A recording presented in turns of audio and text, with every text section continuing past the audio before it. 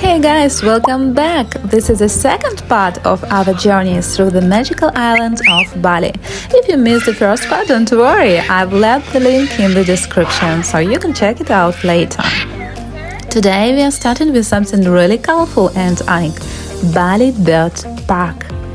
The entrance ticket is around $30, and honestly, it's worth every cent. Here you can hunt with the birds, walk right into giant Everest, and be surrounded by parrots of every shape and color. Some of them I'd never even seen before. They'll sit on your arm, land on your coffee table, and even pose for photos with you. It feels like you're not just visiting a park, but actually connected with these amazing creatures. Would you dare to let a giant parrot sit on your shoulder? For me, it was one of the highlights of Bali.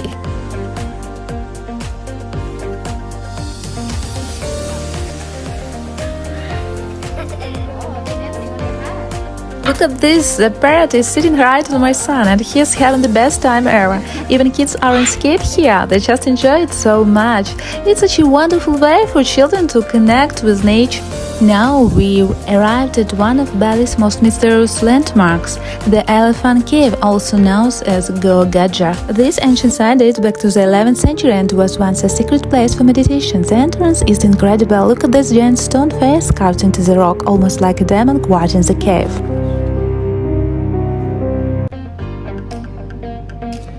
Look at these incredible roots spreading across the ground. They belong to ancient banyan trees. In Balinese culture, the banyan tree is considered sacred, a symbol of shelter and protection. Some of these roots are so massive that they almost look like natural sculptures, twisting and turning as if frozen in motion. Here in Ubud, nature feels alive and powerful. The humid air, the sounds of the jungle, and these giant roots remind us how strong and timeless the forest really is. If you visit Goa Gajah or Elephant Cave, take your time to walk slowly through the temple grounds. Wear comfortable shoes because the path can be slippery, especially after the rain.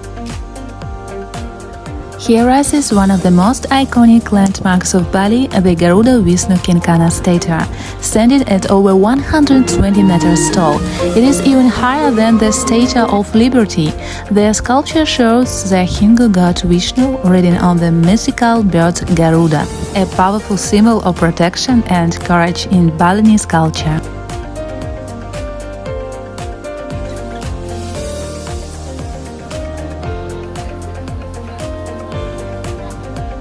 The monkey forest in Ubud was such a wild and unforgettable experience.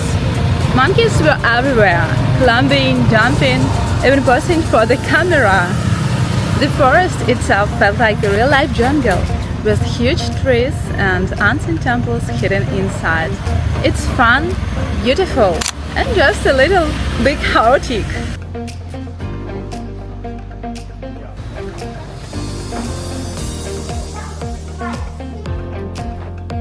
And there are the rice terraces where you can enjoy a swing ride, choose a dress in any color, and take amazing photos and videos to remember your trip.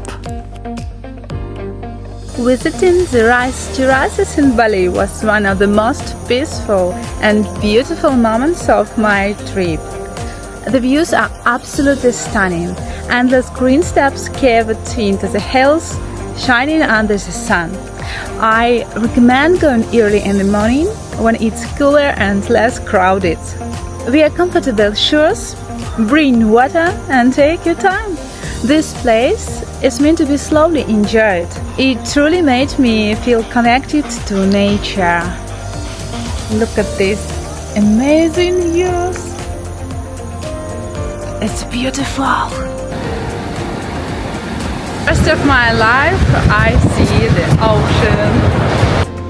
Honestly, I thought the beach in Bali by the ocean would be much more beautiful than what I actually saw.